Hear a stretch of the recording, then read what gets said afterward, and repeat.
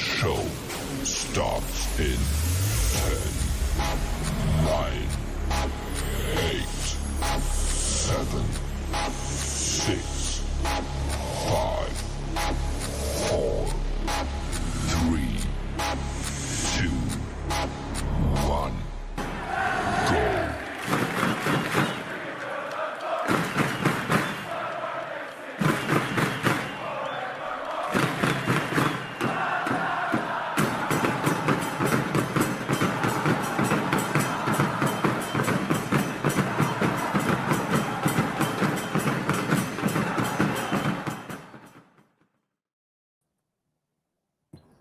What is up, and welcome to another episode of the Voices of the Black and Gold, your go-to podcast for all things LAFC. And guys, we're moving on. We have now closed it. We are moving on to the Whitecaps. It will be close to 3 weeks before we play again, but LAFC did exactly what we asked them to do. However, I did believe that this last game that we seen on Sunday would have been the game that we seen at BMO Stadium, but it was a little bit reversed, right? We seen sort of a lackluster team of LAFC at BMO Stadium, and then they showed up at Austin and just put in a spanking 4-1 against Austin to close out the series. Moving on to the Whitecaps, but we got a lot to talk about. It's playoff time, guys. Andrew, Will, what's going on, fellas? Andrew, hit me up. How you doing? I'm good. How about you guys? Man, I'm happy. I feel excited, first of all, to be back. You know, it feels like we've had a bit of a break. We're going to have another break because it's 3 weeks. This isn't something I like. We're going to talk about this pause in between, but just talk a little bit about how you feel about us closing it out in 2 games, not going to 3, and then we're going to sit here and, you know, watch these other teams for the next few weeks. Yeah, I think that you hit the nail on the head with that. That game too, it felt like how it should have been at BMO. But BMO was kind of it was a weird environment for that playoff game. You know, being in there and seeing it. We can get into it later, but that was really just my first takeaway from the game. It was just very disconnected. Fans and everything, and that second game was everything you could have hoped for in a response. I was not happy about that game at BMO, even though we did win, but the team really responded well in that second game. Will, I mean, we chatted about it on that game, but then yesterday was everything that we wanted to see game 1, and we got it, you know, so we can't really complain. You're putting up 4 goals in a playoff game, 4-1 at their home. It felt like it was a dominating performance from LAFC. Yeah, it was a really good game from the dynamic duo. There's still a couple things which we'll get into later, a couple questions I have about the team going forward. But, I mean, look, they closed out the game. They're going to play in the next round. We saw Messi and co. weren't able to do that. Now they have to go play in a game 3. So it's not a guarantee you're just going to go ahead and sweep the series. It's hard to do to beat the same team 2 times in a row, especially once at your place, once on the road. So they took care of business, and I mean, not really much more you could ask for at this point. You know, we'll see what they can do going forward. And if anyone is hurt or tired, because that's another thing is Heung-Min and Denis Bouanga have had to play a lot of games, especially with international duty too, even during the break and they're going to have to play now. I think both of them are going to be playing. So I think they're probably going to get maybe a week off, where some of these players will have 3 weeks off, if I'm not mistaken. So I'm going to be curious to see how they look going forward. But we'll see, man. You can't be upset if you're an LAFC fan. You know, you made it to the next round. No, Andrew, what stood out the most about LAFC's dominating performance 4-1? I would think the change back into the formation, you know, whether or not it's a permanent thing, it really showed that Dolo understood the matchup for this game, and you know we exposed that, and that was the difference between game 1 and 2 for me. Well, what about you, Will? What was the biggest standout for this 4-1 dominating performance from LAFC at Austin? I think the biggest difference for me was Denis Bouanga looked a lot more comfortable and dangerous in this game. I think in the last match, he looked a little bit offset, where he was making a couple bad decisions. maybe taking on defenders in bad spots, and he just wasn't playing comfortably. And I think you saw in this game, once Sonny scored that first goal, they kind of opened things up. And then obviously the first goal that Denny had, I mean, if he missed that, guys, I mean, I would have lost my mind. I mean, he had it on a platter in his first goal. But I would say the thing stood out most to me is the dynamic duo looked a lot more comfortable, and they looked more like themselves when we saw them dominate and score 15 goals in 4 games. That's what stood out most to me in this last game. Yeah, for me, I was shocked, to be honest with you, on both games for the way that the formation was in the lineup. Right, we could go on and on about Tillman being up top with the boys and how it doesn't fit, or how he's playing that in between that we've talked about on this show. But then come against Austin at their house, you've seen that now Ordaz was in there, and he was up top with the boys. I still wasn't happy. I wanted more. And I feel like I'm being cheated to watch more. And I really am. And I know people are like, Nick, you got to get off this soapbox with more. But I am a fan of this kid. I think when he comes in, we play a lot different. I love watching him play with Sonny and with Bouanga. And I just don't feel like I'm getting enough of it, if I'm honest. However, Ordaz did a great job yesterday. He truly did. And I believe that going back to the 4-3-3 was something that I personally also have said on here that I did not want. I like the formation that we have been playing. But game one showed that we weren't as good in that formation as we thought we were. And especially having Tillman, as I believe Andrew said, in that half spot last week, when we talked about it before, he was in that half spot and we just didn't look as comfortable. You know what I mean? But having Ordaz in there with the 2 boys, you've seen now they really had a focus on 3 people instead of the 2. And I believe that's what opened up Sonny to be able to get that goal. And once he did, they had to make a decision. Then they decided to leave Denny. And Will, you talked about the first goal from Denis, but I got to shine and put spotlight on his second goal, where he literally had the Austin defenders on skates, even hitting their butt at one pad. I felt like I needed to go get them those skate butt pads, that when you fall and you hurt yourself. I felt like that guy needed that, because he was completely on skates, and it was a beautiful goal. I mean, it was absolutely beautiful, but that is what we get from the dynamic duo that Will keeps referring to. It is beautiful to watch, and we got to see that more with that 4-3-3. So for me, it was having Ordaz over Morin, which I wasn't stoked about, but turned out to be just about the right decision. And I hate to say that, because then it sounds like I'm agreeing with anything that Dolo does.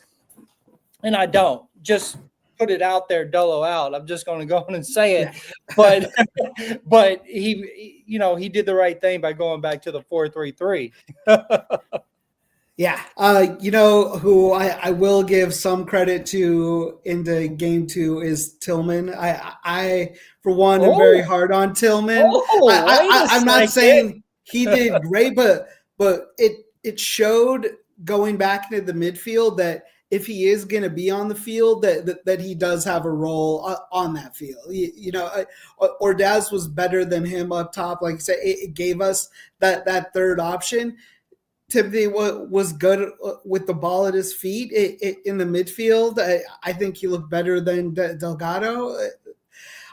Again, I'm someone that's very hard on him and Segura, and he definitely showed up in that midfield for us, and he was a part of that. He was able to be a little bit more creative centrally, and Ordaz made that defense have to think twice about leaving the other 2, and that second Bouanga goal might be my favorite Bouanga goal ever. It might be my number 1.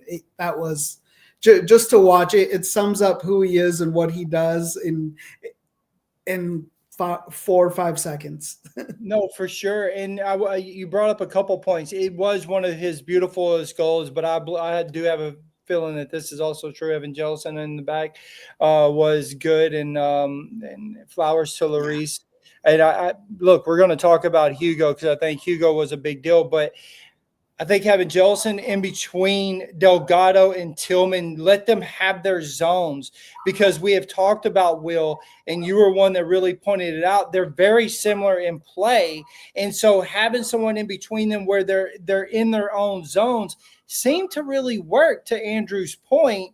And Tillman really knew what he needed to do and where he needed to be. And I agree. I thought Tillman had a great second game, but I do wonder if it's the way that it was designed with the midfield and the way that they were on their own side, not too close together, where they could sort of impede in each other's section, if you will. Yeah, I must sound like a huge Tillman hater, but I still don't think he was good enough. I think about that pass that Morin had that was slick as hell. It was beautiful. And Tillman just doesn't know what to do with the ball in the final third. He is inept as you can get in the final third when it comes to the attack. And that's just not good enough for this team, because they need to have someone who can convert chances like that or know what to do with the ball, think quickly. And I just think he freezes up anytime he's in the final third with the ball. And by the way, like I just said, that Morin pass, how beautiful was that? That was gorgeous. I just don't understand why we can't see that for 90 instead of 15 to 25 minutes per game. When you think about that, thinking he only did he get subbed? Was it earlier than that? I think he only played like 20 minutes, right? He only played 20 minutes, and I was very bummed about it, Will. I honestly was, dude. And not to harp on it, because this is a good show. Like, we're happy. We won. But I love this kid. Like, I want those passes all day long, and I want them to Sonny. I want them to Bouanga. Like, I really do, Andrew. And I feel like I don't get it. I don't get enough of them. You know what I mean? Like, for me, he is a piece that we do everything to keep. We've talked about this to exhaustion, and I don't understand where the disconnect is becoming with him and Dolo. I really have a hard time understanding it. I do. Yeah, I completely agree. I think it's still Morin over everybody else not named Bouanga and Sonny, and not to take away from the good that the last two games were, but definitely I think what it comes down to for me is put Morin in there. Who's going to be that other person? Is it Tillman or Delgado? The way that Tillman played, though, Delgado's good for one or two good plays. He's also good for five or six negative plays. So I would still, after what we saw in Austin, if I had to pick between the two, I would say Tillman after what we saw from him on Sunday. So not full credit to Tillman, but out of the options. And Will, I'm going to agree with him, because I write you complaining about Delgado quite a bit and how his passes are really lazy. Like, I agree. I think he has good plays at time, but then there's the other ones that are super lazy. And I'm like, why did he do that? Like, I don't understand, And so that's my frustration with Delgado. And I'm glad that he's on our team. I think that he does a good job. I just think if I'm going to have to pick, I'm going to have to pick Tillman over Delgado. Yeah, I thought Jelson looked pretty good in that game. Like, to a lot of people's credit, he looked really good. So I'm wondering if, I'm disappointed and expect more or better play from Delgado and from Tillman. So with Jelson playing so well, I wonder if, which of course Dolo has no foresight, or he's not good at making any type of good adjustment. So I'm not going to give him that much credit, but I was going to say, I was curious if he would maybe try to put Morin on one side and then maybe try Choinière on the other side to change things up a little bit, maybe, because I think Choinière, I know he plays more as a defensive midfielder, but I think he can play more as that 8 or that Delgado role, maybe more effectively. I don't know if you think Choinière, how he's done when he's played. I don't think he's been terrible. I think he's been pretty good. So they have the good news is they have options, right? They have options if someone shits the bed. The question is Dolo going to be smart enough to change and make those? Because I don't think any three of us would have predicted yesterday's lineup. They were going to put Ordaz in and looked like it was going to be a 4-3-3, but it also shifted to like the 5-2-3. And hell, even Nathan Ordaz was in the midfield sometimes too. Sometimes he wasn't on the wing. Sometimes he was playing in the midfield. I don't think any of us would have predicted that. So who knows what the hell's going on in Dolo's mind? bro, one time Tillman was basically on the back line. No, I know. Yeah. Like he was real deep at that one time. I was like, whoa, Yeah. what is happening right now? But that is how LAFC has sort of always worked. They've always been able to, think about Latif Blessing, right? Like Latif Blessing played almost every position except for goalie one year for us, and he would be all over. And I sort of feel like there's certain players that they're like, okay, well, just go and do what you got to do. And it sort of felt like that's where Tillman was. Let me ask you guys, did this match reinforce the idea that LAFC is now built to be a playoff team? It sort of feels like towards the end of the season, since Sonny has came in, they have really been turning it up, right? And it sort of feels like, look, Dodgers just won. Congratulations to the Dodgers. Also a big Dodger fan here. But, everybody talks about Dodgers are built for the playoffs. That's what they are. It's like you're hurt. Okay, well, you're not 100%, so you're going to wait till the playoffs come, right? Well, as our season went along, we got Sonny in. Things got down to the last 12 games, and we really started seeing LAFC put their front foot forward and really pushing this team way different than what we did at the beginning of the season. First game of the playoffs, not so great, but then we seen what happened when the duo hadn't been on international break, actually got some time together, and the way that they're playing. So is this team built for playoffs, Andrew? Yes, it is. Completely. As long as Dolo doesn't outcoach himself in his own mind, I think that this team is set up to match up against any team right now. I mean, look, there's truth to that, right? Like every team you got to worry about, right, Will? But at the end of the day, there are certain teams like, the Miamis and stuff that you're saying, surprised that they lost that second game, but they really are a team that I would think is built for a playoffs, right? This real packed, high energy. I feel like that's what LAFC is this year. I feel like more than ever, they have a team that can go in any stadium and really put it to them. And I feel like that's what we seen yesterday. It's really hard because I don't necessarily know if the team as a whole is built like the Dodgers. Like when I think of the Dodgers, I think of like loaded everywhere to where if this guy sucks, this guy can step up, or that guy. If Son Heung-Min and Denny have a bad game, who is that guy? Who is going to step up? I mean, maybe it's Morin, but he's not even playing. He's not even starting. So I think I think they can win it all. I think they definitely can win it all, but I don't know if this is like that bulletproof, just built to win it type thing, because they're too dependent on two guys. And when those guys aren't playing well or not doing as good as we've seen them do, then everyone's kind of looking around like, okay, well, who's stepping up? Who's going to take the mantle? Who's going to help us win? So they really need 99 and number 7 to step up and play like they did last night. And if they do that, they'll win MLS Cup. But someone else, and look, we're not trying to be negative, we're just being honest, man. Some other dudes are going to have to step up and show out if they want to win. And I think Lloris did too. I have to give him, we mentioned him earlier. I think Lloris played very well last night. It was an enforcer inside in the goal. But some of these other players are going to have to play better and more consistent if they want to win MLS Cup. So my beliefs on it is that I think JT really has thought about this a lot. And, look, we do have Ryan Hollingshead starting, but you have a small scoff coming in that I believe is he might not be the big superstar that you're talking about, Will, but I believe that he is a very good player to be able to bring in. You got Morin to be able to bring in.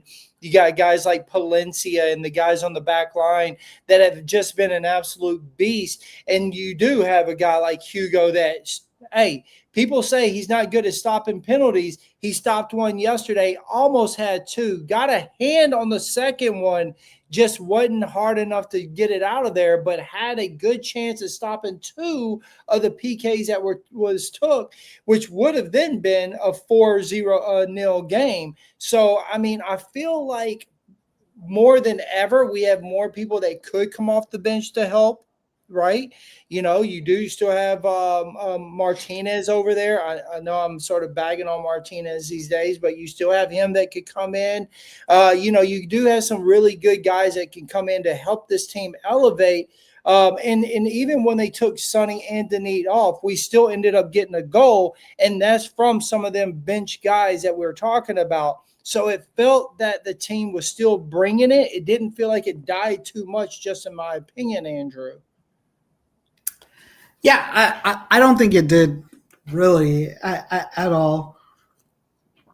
The other thing, real quick, sorry, was when people were asking about the three up front in that second game, and whatever else happened on the other positions for the game, it doesn't matter as long as we have three attackers that other teams know are attacking threats. Tillman wasn't an attacking threat there, so as long as we have three attacking ones up front, I think that formation, whatever it may be, whatever it includes, I don't see any drop off. And Lloris so close to that second penalty kick. Oh my God, it would have been unreal. But he had as great of a game as what you'd expect Hugo Lloris to have.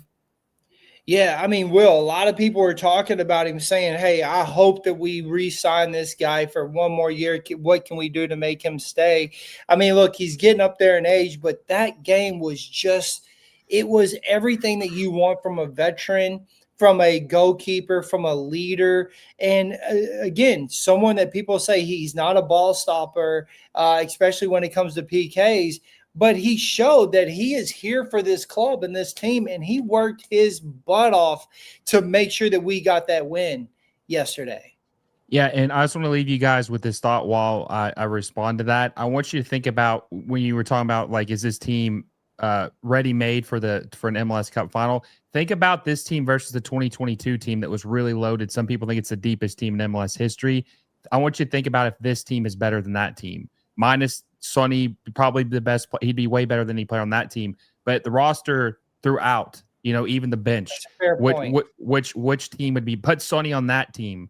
How much better is that team than this team? So just think about that. But Lloris, 38 years old, 39 years old, World Cup winning goalkeeper. A lot of people say he's too slow. He's not what he used to be, shell of himself. But as a goalkeeper, experience that, what you have between your ears. You saw that yesterday, reading where the ball was going to go. To Andrew's point, got a hand on the second penalty. I mean, damn, dude, when a rocket's flying at you, it doesn't matter if you get it. Sometimes it's just hard to stop it. But, I mean, he guessed the right way. And so he read it perfectly. He saved the first one, which you could say was a poor penalty. Doesn't matter. He saved it, right? And I think he was probably, outside of Sonny and Denny, he was clearly the third best player on the pitch. And he just gives that back line such a confidence knowing you have him. I mean, how would you feel knowing you got that dude behind you? I mean, you got all the confidence in the world.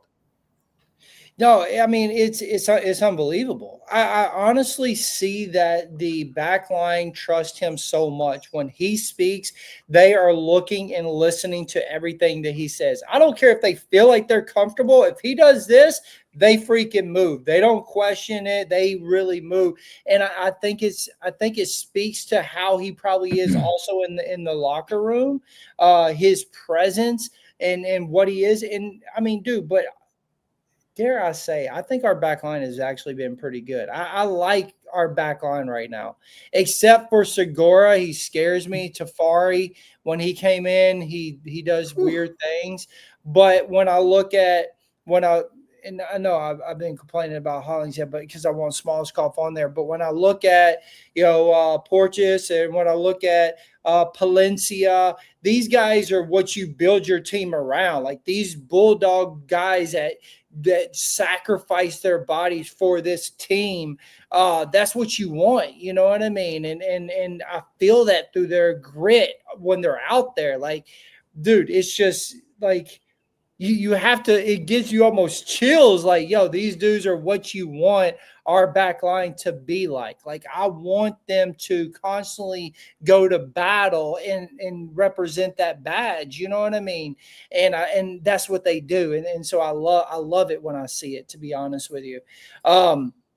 Bouanga hit his 100th and 101 goal for LAFC, 10 career playoff goals, most in club history and among all active MLS players. How special is this milestone for Bouanga this year, Andrew? I mean, this dude has just broke record after record after record, barely missed the golden boot, but still is achieving so much for LAFC and really achieving a lot in MLS. Yeah, I think he's just further cements himself as, a dominant winger of this time period in MLS. I can't say enough about that second goal. But it's good for him for that 100 that I've said before. But I'm more excited for that he's still producing it in the playoffs and showing up in these games. I'm more excited about that. Will, you've been with somebody that said, hey, look, Bouanga doesn't really show up in big games, but this was a big game and one that mattered, and he really did show up. How do you feel about the milestones that he has hit this year, especially now that Sonny is on the team? Yeah, I think he's been unleashed to a certain degree because he has a player that he's no longer the best player on the team. Like, he's kind of has someone who can kind of match his qualities or exceed his qualities, maybe helping him get a little bit more freedom and maybe less attention in the final third. I still want to see a little bit more consistency from him just because he's such an important player, right? They're really counting on him to win an MLS Cup. I said that earlier. Sonny and Denny are the most important pieces for them to take this thing all the way. So you need him to do this more often. Now, look, no one says he's got to score a brace every game, but he has to play. He can't play 80 minutes of bad ball and then 10 minutes of good ball and just think that's good enough. He's got to be consistent. He's got to be dangerous in the final third, and he's got to be able to set up his teammates, more specifically like Sonny in the final third. But, I mean, yeah, 100 goals is very impressive. I think that if he can win an MLS Cup this year, that just adds to the resume. And, I think Denis Bouanga, if he can win MLS Cup this year, guys, I think he's like really neck and neck with Carlos to pass him up with, for just because he's already the all-time leading goal scorer. And then he'll have his second MLS Cup, which Carlos has only got one. So I feel like he's really starting to stack the accolades if he can, win an MLS Cup or win a couple. Well, that was actually one of my questions. How would you compare Bouanga's killer instincts to Carlos Vela's prime playoff form? Look, I'm bringing it, guys, because we have to. I mean, listen, Vela was everything to us, and I understand that. But we also have to realize what this but you have to sort of give the flowers to Bouanga with what he is achieving. I mean, 12 games with Sonny had literally pushed him from being, I think it was 6 in the Golden Boot race to tied with Messi until the final game, bro. And then on top of that, he's now won or succeeded 3 years in a row of 20 goals per game. I mean, or per season. Like, dude, this guy has really put in some work this season in the last 3 seasons, and what he is doing right now with Sonny could be his best season ever with LAFC. So it has to go for something, Andrew. Yeah, it absolutely does. I think on the field, we talk about all the records that Bouanga has broken. I will give Carlos Vela the one credit is that he came in and established a culture and an identity for this club. Bouanga got to come into a thriving environment, and he's thrived. I'm not taking anything away. I love Bouanga, but it's where I'll still, like, Carlos Vela will always have that, tugging on my heartstrings part of creating and really blazing the path forward with what John Thorrington wanted out of this team. It's tough to think what Bouanga would have done in that 2019 season if he were Carlos Vela. When you break the amount of goals, there was it was a time for Vela where I think he was in a prime that he didn't even think he would have when he came to MLS. So he was unleashed in a way in that year that I think shocked himself. But as far as what the records show, it shows Bouanga has scored the most goals. It shows Bouanga's been doing this. I would rather just say a solidified head on Mount Rushmore than having to really pick between the two of them. No, I mean, Will, that's fair. But I would also like to say this, and I'm about to get killed for this. I know it. I know I shouldn't say this, but I'm about to just have this out of my – it's happening. The reality of it is Vela was great in 2019, and that we're never going to take it away. And he was our first signing in our club legend, and I believe that he deserves a statue. But the reality of it is when you look at who Bouanga is competing against, the Messis and the guys like this, to be, have his name as the Golden Boot and for the MVP and stuff, like Bouanga really has some hard shoes to go up against, where Vela really didn't have too many people that were like these huge names like that. And so for me, that's where I start to see a bit of a difference when it comes to Bouanga. Will. Well, and also too, we talked about this before, but I told you that a lot of fans romanticize Carlos Vela's time here, pretends like the 2019 season happened like 2 or 3 times. Like it was really that one great season. He had some good seasons, but like that was just the greatest season. The other ones he was either injured or just kind of like not to that level. But that one season was incredible. Obviously, nothing to take away from one of the best seasons, most goal contributions in MLS history that year. But yeah, obviously, like the accolades, personal accolades, Golden Boot, obvious, anything like that is a cool feat. And I'm sure Denis Bouanga would have loved to win that. But man, it's all about the rings. That's what matters most. I'm telling you, if he gets these rings, we talk about Mount Rushmore. They're both on the Mount Rushmore right now. But if Denis Bouanga comes away or hangs it up as an LAFC player and he's got 3 championship rings, how could we not say he's better? That's true. I mean, I think that's fair. Sonny's first MLS postseason goal and assist. His chemistry with Bouanga, his leadership, his calmness in big moments. I mean, this is everything that you bring this man here for. And it was just beautiful that he got the first goal. He gets an assist. And it was just like, it felt like it just all fell in from there after he got that stress off of their back. It's like, okay, now we're in the running where we got to go. Let's go after this. You felt like things opened up. What is it about Sonny that on this team that just makes the team look like they just feel more comfortable? What is it? Because it is visible. Well, after his first goal, you've seen the team sort of just fall in place. It was like at first second, it's all erratic, and then it just falls in and everything. All the passes are right. You're feeling comfortable. The runs are looking great, and it feels like it's all because of Sonny. Andrew. Yeah, I think it comes down to leadership. I think leadership is something this team has been looking for and yearning for, whether or not they knew they needed it. Since Vela left, I don't think that there's been someone to look to towards that. And not saying that Bouanga isn't that person, but some people are just leaders and some are performers. And Sonny, he's out there. He's directing how things should go since our coach doesn't. He's orchestrating plays. He's getting people into position. He's coaching them into what it's going to look like the next time it happens. I think anybody who is an athlete like has that yearning and wants to be a sponge around just true leaders and winners like that. And when it comes time to it, our team's learning it and our team's better because of him through it. I love it. It's completely the leadership for me. Will? Repeat that one more time. So basically, what does Sonny bring to LAFC in terms of experience and mentality?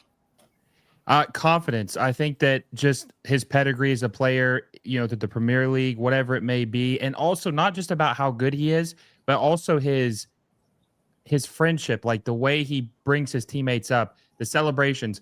I don't know if you guys caught this, but when Abobase scored that goal last night, Sonny ran off the bench to the field to give him a hug, along with maybe it was Delgado. I don't remember. I think it was Delgado, if I'm not mistaken, the second player. But like just the energy, the confidence, the morale boost that he brings to this team on top of his pedigree of how good he is. You just can't. It's like second to none. You don't really see it that often. A lot of times a big name player will come in here with a big ego, kind of be distant, not really want to be like that, friendly, just kind of do their own thing. That's like the complete opposite of what Son Heung-Min does. Like he is always trying to position his teammates to be better, even if he's sacrificing something for his own self, like not taking a penalty to try to help Denny get that hat trick. Just a very selfless player, man. And he just like that kind of stuff can build the confidence of your teammates. And then also just seeing him in front of you. It's like Hugo Lloris, like I said earlier, knowing Hugo's behind you, Sonny's in front of you. Everyone in between should be like feeling incredible. That's so true. That's absolutely true. All right, Will, let me ask you something. How impressed were you with Son's first MLS playoff goal? I thought it was beautiful. I mean, cut left. He shot with his left foot, went over the defender's leg, and then it went over the goalkeeper's leg. Then that one defender tried to slide in there to block it, was unsuccessful. I thought it was a clinical finish, and I thought it was he's like an assassin in the final third. Absolutely. Andrew, what did you think about his first goal? Well, I loved it personally, and one of the big reasons I loved it personally, it was against Ilie Sanchez after he punked him at BMO, and Sonny just took it right to him and showed him who is in charge of LA now. And I loved it for that. I know some people love Ilie as a person, but when you do that to one of our players to start the game, at home, I respect the hell out of you for doing it. I never once saw you have the balls like that when you played for us. Like, you were a great player and you scored some goals for us, but we never once saw a bruiser like that. So I was very happy that Sonny scored that against him. I am a huge Ilie fan. I love Ilie. I think he's a great, but yeah, I was glad to see that too. I thought it was beautiful. I thought it was great. And this leads me into my next one. The quick link up between Sonny and Bouanga is, for me, is just the best duo in MLS. I love everything about it. The assist, well, the pass that Sonny got the ball was from Bouanga. Then you see that hard run from Bouanga, which made people think Son was going to drop it back off to Bouanga. And instead, as Will said, he goes off to the left, comes back in and was like, all right, this is his chance to pass. And you seen the defenders thinking about it. And Ilie almost didn't know, should I start going towards Bouanga? But he's right here. And then, boom, he just takes it. And I thought it was a great, absolutely fantastic goal. And again, for me, it's what made this game, the run to be 4-1. That's what set it up because of the way that goal was. And then to turn around and Bouanga get one of those assists from that's the type of duo that we are seeing. And their link up of how fast they are together is something really incredible to watch. We don't talk about it enough. Like, they really understand each other. We call them the dynamic duo all day, but we don't talk about why. And for me, it is the link up play that they have with each other. They understand each other more than I've ever seen Bouanga.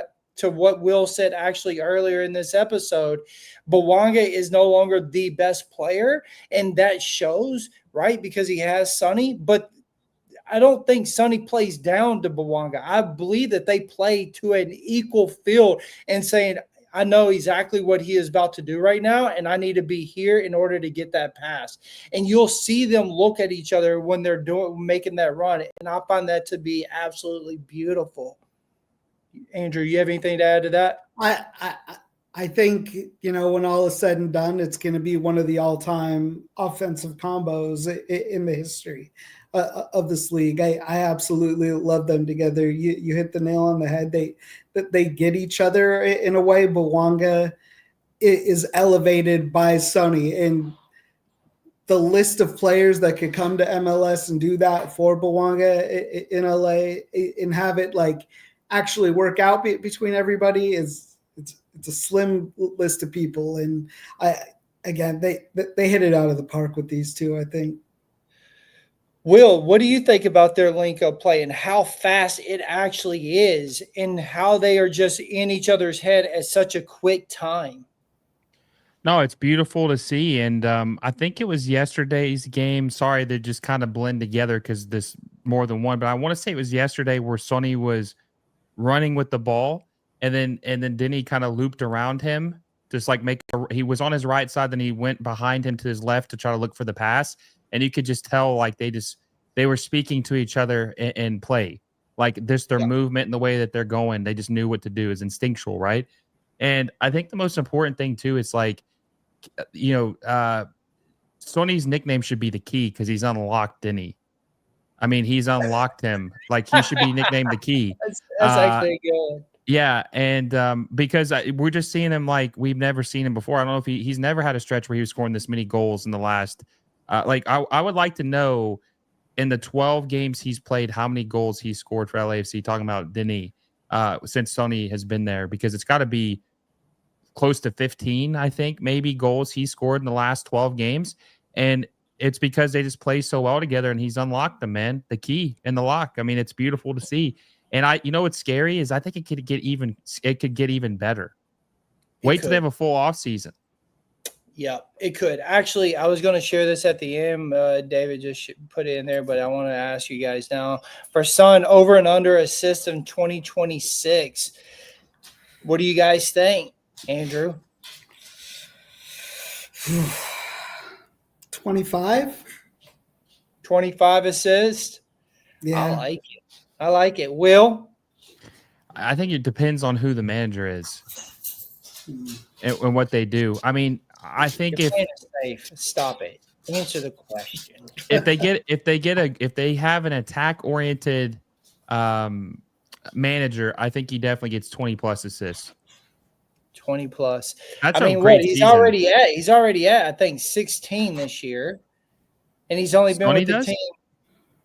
He's got 16 assists already. Am I wrong? I don't know. I didn't know it was that many. I thought it was like. I just make that up. I might have made that up. Now that I said it out loud, I have things going, numbers going. I'm looking over here. I might have just made that up. I think he has 16. I think he has 16 goal contributions. I think that's what it is. 16. Okay. I was gonna say, damn, that'd be crazy if he had 16 assists. Sorry, I mean that'd be like unheard of. Is like it goal contributions 16 that he has? I think it's goal contributions, goals and assists in 12 games. 4 assists he has. Oh, so 14. Well, hey man, you're shooting for the stars next year, though. I am. Okay, so I want him to have. Yeah, I like. You know what? I'm going to go in between you two. You said 20. He said 25. I'll take 23. Ooh. 23. That's still a lot, bro. I feel like that's a lot of assists. That's a lot of assists. You know what I mean? LAFC goes to Vancouver, guys. It's going to be a big game. It's going to be a big game. Okay, LAFC is going to go to their house, and Vancouver has been playing really well. I mean, in my opinion, I think Vancouver has been playing really well. They got new blood on their team. They got some of our old alums and Blackman, and I feel like Vancouver is a different team than they were the team that we played 7-8 times 2 years ago. Y'all remember that when we could not stop playing Vancouver and all of us were over it? Well, this year we haven't played them that much, and the games that we have played have been really good games. And LAFC is going to have to go to their house, and they're going to have to walk away with this win. How are we feeling about that game, Andrew? Yeah, I feel good about it. I think they're very similar to us in terms of they're going to be healthy up front for I think the first time that this season with all their stars, and a great goalkeeper, and their defense has a good amount of their players hurt. So I feel it's going to be high scoring between us. Veselinovic and Blackman, they're both out for the season. That they were two of their starting center backs. So, I think the opportunity is going to be there to get some shots on goal. It's just if they're going to be able to get in the net or not for me. But I think it's going to be a high scoring game between the two of them. Well, I did not realize Blackman was out for the rest of the season. So, Will, that's a big advantage for LAFC. How do you feel about LAFC going to Vancouver? Well, if I was LAFC, I'd be nervous because you have to play on the road and it's a single game elimination. So this is it. Bad game, no excuse. You lose, you lose. I mean, that's why earlier when I was talking about Denis and Sonny being like the guys and someone that need to step up, because if they have a game where they're just not playing their best, someone's going to have to do something, right? Mm-hmm. And I'll be honest with you, Vancouver's a very tough place to play because that carpet they have. I mean, it's the worst pitch I've ever seen in my life. It's god awful. Not an easy place to play. They have a lot of energy right now. People are showing up to the games in record numbers, so it's going to be a hectic environment.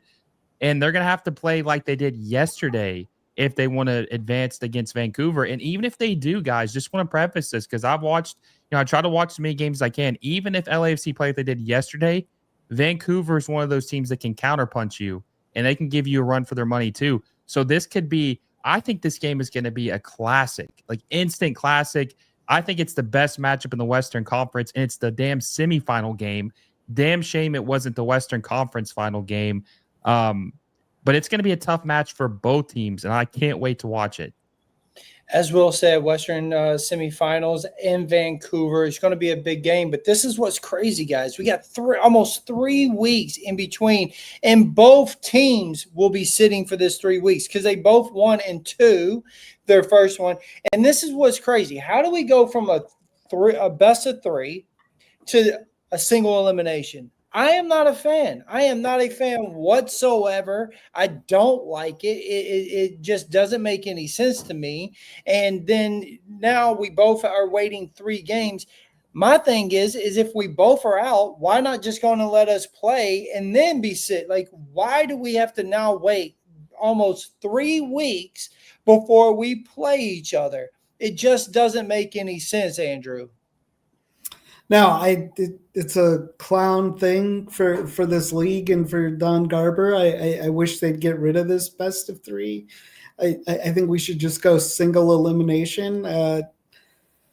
Yeah, it's goofy, and I know others that have season tickets don't really see the point in having us have to pay for some of these games because no one wants to go to that game 3. Like everyone was saying that Miami won their game because they wanted to see like another game in Miami. Like Miami had a half empty stadium, their first game. Like what's it going to be like for game 3? They just oversaturate us with Leagues Cup and the other stuff. And you kind of get fatigued from it all, I think, but it's a single elimination playoffs for me all the way. I agree with him, Will. A single elimination. If you're going to do anything, you might as well make it that way all the way through, or just make it as he just said, single elimination. Let's just get to it. But they're trying to just stretch it out, and they're exhausting all of us. But at the end of the day, Will, you just said this could be, the matchup. But now we have teams that are going to have legs they're trying to find their legs for the first half because they've been sitting out for daggum 3 weeks. Yeah, it really doesn't make any sense why they would make the first round last so long and then the next 3 rounds are sped up so quickly. Like you're playing 3 matchups or 3 rounds, the quarterfinals, semifinals, and the final of the MLS Cup in the same time frame. You're playing the entire first round. It doesn't make any sense at all. Now, I hate the best of 3. It has no place in soccer. I've been very vocal about that for the last 2 years. I think it's idiotic. Yeah. I'm okay with the 2 legs. If you have to have 2 games, just do it like every other soccer league in the world, or Champions League or whatever, 2 legs. If you have to get that revenue from a home and away, that's fine. But I think that the best of 3 is just so dumb. and it waters it down. And by the time you're done playing 3 games against the same team, what about the teams like Miami and Nashville? This is going to be their 4th game in a row playing against each other because they play on decision day, and now they're playing their 4th game. Everybody's sick of it at this point. They don't want to see that shit again. They want to see something new. So you just exhaust everyone in this first round, and then you take this 3-week break, 2.5-week break, and then you go back to it, and people are already forgotten about it. They're already done. Like, a lot of people lose interest, which is sad. Especially casual fans, they lose interest if your team's not in it anymore. I hope they change that next year, but I think they definitely will when the calendar change happens in 2027. Yeah, no, I know Dave. He's saying he don't like the 2 legs. I would prefer it. If we're not going to do single elimination, you let both teams do the 1-1 at the stadium, and then you go off of the aggregate, whatever. I'm okay with that. For me, I am like more on Andrew and how we're all saying one game. Let's get to it. Let's see who wins this thing, because the season's already been long enough. You know what I mean? And you're sort of killing the energy of it, right? Like, after today, we now wait. So we don't have another VOB next Monday. We don't have it. You know what I mean? Like, we're literally waiting for something to happen because our team won, and it almost feels like a penalty that now you're sitting out 3 weeks. Yes, giving the guys a week would be great, but 3 weeks, like, I guarantee you we see some guys with some cramps, with some tired legs, or trying to find their legs, I should say. I'm just not a huge fan of it. Now, let's talk about predictions for that game. What do we think the outcome's going to be? Is LAFC going to walk in there and get a win? And if so, what is that score going to look like for you, Andrew? I'm going to go 3-2 for LAFC. I think realistically our defense is going to get caught just like theirs is, but I think at the end of the day our team is more cohesive with our newer players than what they are. They are going to be healthy, up front in their attack for the first time in a while, but they haven't played a whole lot together in meaningful games. So I think that the chemistry that we have as a team right now is going to be what puts us over the top. I love that. And Will? I really don't know yet. I'm still thinking about it. I'm right down the middle. I think it's going to be an incredible game. I really don't know which way I'd pick because they both. It's so funny. It's like I don't think Son Heung-Min has played Vancouver yet, right? No. So that's the thing. It's like the opposite we got last year. It's like we saw them play so many times the last couple of years. Now it's been a little bit since we've seen them play each other. So we haven't seen the matchup with Son Heung-Min and Vancouver with Thomas Muller to see what it'd be the different. Like, I'm telling you, I'm down the middle. I don't know how I feel. I want to say LAFC's got the better player, but then Vancouver's also got the home field advantage. And it's really, really going to be a battle. It's 50-50 for me. Like, I wouldn't even be surprised if it goes to penalties. Whoa. I'm calling a 4-2, though. That's what I'm calling. I'm calling a 4-2 LAFC. And it would be incredible for LAFC and the boys to get a double, back-to-back 4 goals. And I think and the defense is struggling a little bit. It's going to be a bit trouble for them. But I do believe that they will score. So I think that they're going to get 2. I think we will have one of the more I do have a feeling that we're going to see more of what we've seen. We spoke about it earlier. Some of those fast link-ups. Yes, the carpet is going to be a bit of a transition for Sonny in a way. He's going to be trying to figure out how to run on that stuff and all that. But I do still believe he has a good enough pace that we're going to get, we're going to be really pressing and making them uncomfortable, and that they're going to feel Blackman not being there. And so I think a 4-2 is a safe bet. for me and what LAFC is going to do. But I think it's going to be a battle. I don't think it's going to be an easy four. I think it's going to be a hard fought four. But LAFC is just going to have a feeling good with all the momentum behind us going into the Western final. And so I'm looking forward to that. Who do you believe LAFC or Vancouver will see in the final for the Western Conference? Andrew. With the other games going on, I think SD is kind of reeling right now. Their keeper announced, it's an indeterminate amount of time he's going to be out. The Lozano thing, I think Portland kind of shocked him, and they got to show how they can react. I think Minnesota honestly has the best chance out of that side as a complete team to meet us in the Western Conference Finals. Minnesota.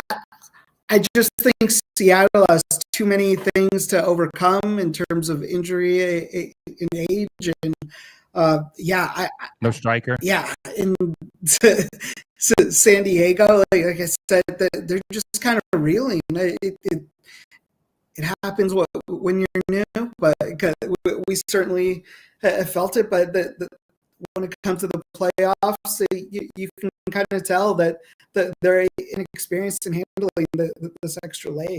And I think Minnesota definitely could go in there and hold them off. Will, who do you have being in the Western Conference Finals?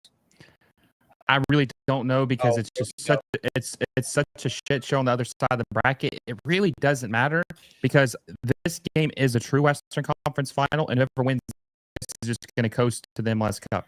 Whoever wins this game is. These are the two best teams in the Western Conference, and it's a shame they're playing early instead of in the final, the Western Conference final. But either team, whoever wins, I think they're going to win no matter what. I like this question: midfield, LAFC versus Vancouver. Who is the better midfield? Who has the better midfield? Vancouver.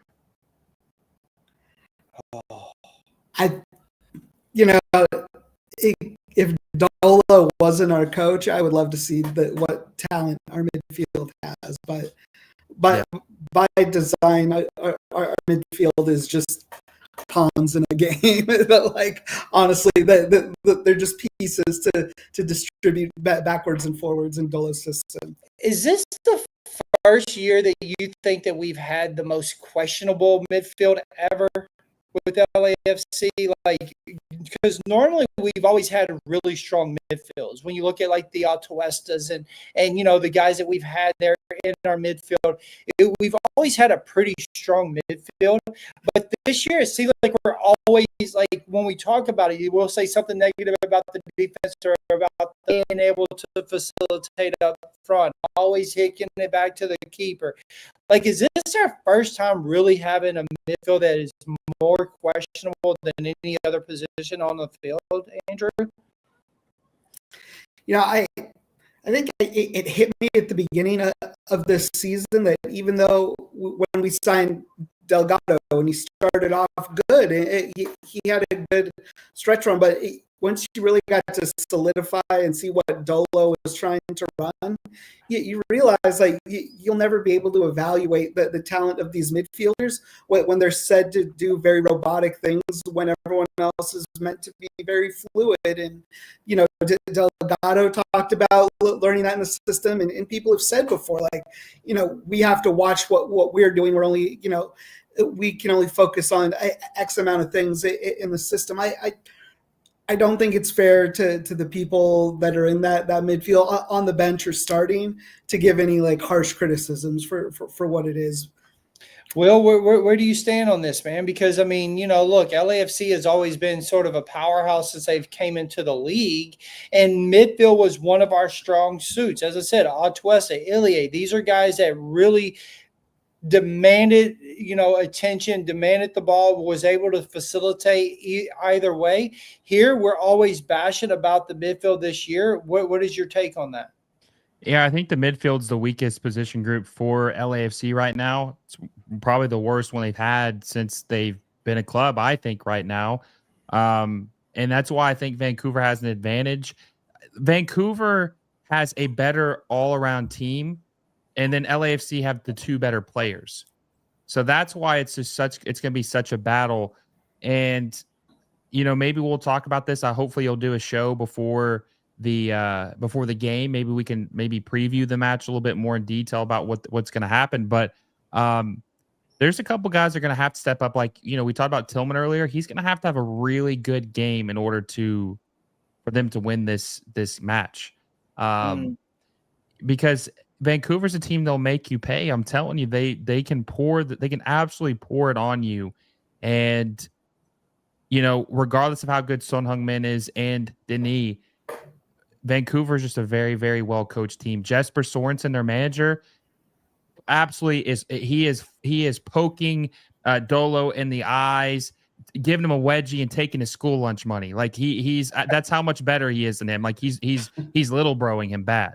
He's a way better coach, and that's another reason why it's going to be a hard game. No, it definitely is going to be a hard game, but I think, we have players that will be able to step up, and hopefully Morin gets to show that he's one of the guys that can really do it. Guys, I appreciate you all being here with us. Will, thank you for coming on and joining us, man. I know you got a lot of stuff coming up. You got a little baby coming in. So before all that, you're on here with us late night while the missus is back there holding that down. And Andrew, thank you for being here with me as always, bro. But more importantly, chat, thank you guys for being in this chat with us. Thank you for being here with us, for this hour. You guys could have been, I say this all the time, you could have been anywhere and you chose to be here with us. So that makes us feel good and special and all the good things. So thank y'all so much. If you liked what you're saying, make sure you hit that subscribe button. Make sure you give us that thumbs up. It helps the algorithm. And we just want to make sure that we are giving you the best content we can for LAFC. And yeah, I think what Will said we should try to do, have like a little some type of show before the game to talk a little bit further about the Vancouver match and whatever. But we'll hopefully be able to get that done. But guys, thank y'all all so much for being here. We really appreciate it. And yeah, LA is still black and gold. Let's go, baby.